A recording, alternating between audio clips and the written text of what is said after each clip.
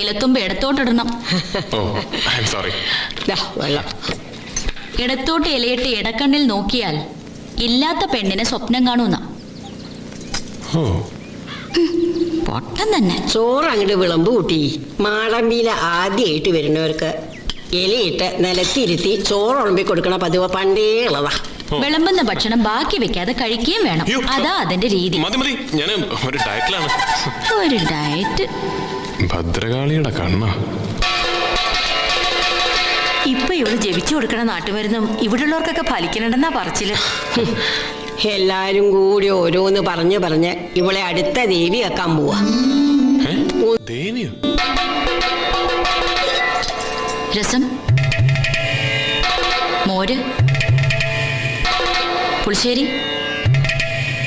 രസം.